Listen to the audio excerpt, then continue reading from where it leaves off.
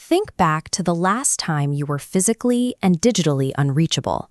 No phone in your pocket, no one in the room, and no conversation in progress. Just you in a specific geographic space. This is a state where you have no social script to follow. You aren't being a daughter, an employee, or a friend. There are no immediate tasks to complete and no one watching to see how you perform. For most women, this experience has become almost entirely extinct. Between professional demands and family roles, the opportunity to exist without an external expectation is a gap that modern life has effectively closed.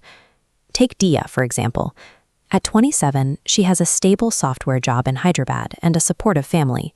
Her life is comfortable and predictable, yet she found herself living in a state of quiet, persistent dissatisfaction that she couldn't quite name. The shift started when she saw a colleague looking at photos from a solo trip to Coorg. Her colleague described 3 days of trekking and reading in a homestay, spent entirely in her own company. Diya felt a sharp internal pull.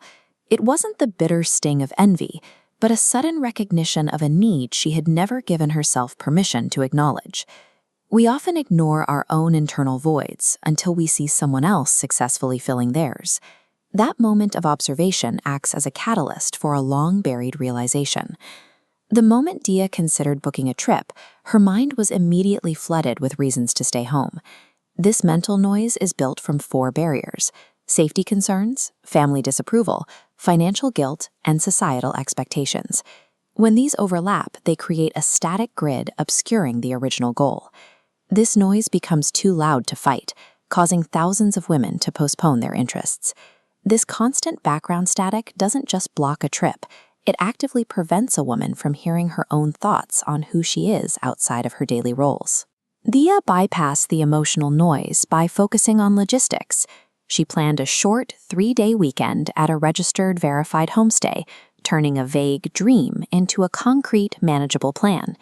She handled her family's safety concerns with transparency rather than rebellion. By sharing her specific itinerary and check-in times, she replaced their uncertainty with facts, making her independence easier for them to process. She also addressed the financial barrier by keeping the scale small.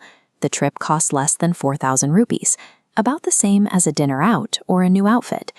The mental impact of the trip relied on the quality of the solitude, not the luxury of the destination. Breaking through years of social conditioning requires this kind of calculated logic. Smart planning is the most effective way to dismantle emotional barriers.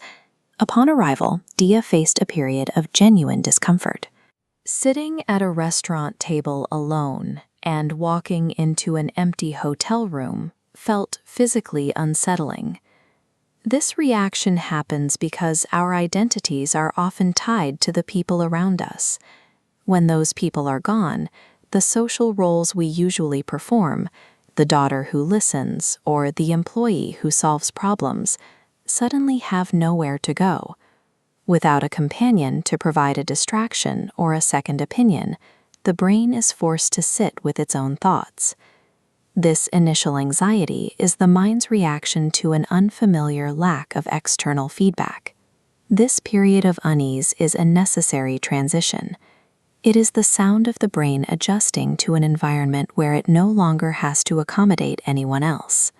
By the 3rd hour on a quiet forest trail, the internal noise finally began to fade. With only the rhythm of her footsteps to focus on, the chatter about work and home fell away. In this silence, Diya found she could finally finish a thought without interruption. Thoughts she had started months ago in her software job, but never had the mental bandwidth to conclude, finally became clear. This chart shows the dramatic spike in clarity that occurs when the noise stops. Diya realized she had been stagnant in her current role for 2 years. She recalled her previous interest in data analytics that she'd never had time to pursue, and she recognized that she needed this solitude as a regular practice. Meaningful self-reflection often requires a physical exit from the environment that created the confusion in the first place. Diya returned home with a different internal baseline. She was calmer and more decisive because her goals were no longer being drowned out by daily distractions. That clarity led to tangible results. She enrolled in a data course, applied for a promotion months later, and secured a higher-paying role. For Diya, these trips are now a permanent part of her schedule. She travels alone once a quarter to ensure she stays connected to her own professional and personal goals. The logic is simple. A clear mind makes better decisions. Isolation provides the clarity needed to take actions that actually change your life. Solo travel is a practical tool for reclamation. It is a way to find your own voice in a world that is constantly asking you to listen to everyone else. Take one step today. Choose a location within 2 hours of your home and pick a date in the next month. Start the logistics of the plan now. In our next episode, we'll look at the specific emotional drain caused by the pressure to always be available for others. Experience that silence for yourself just once and see how it changes your perspective on the life you're heading back to.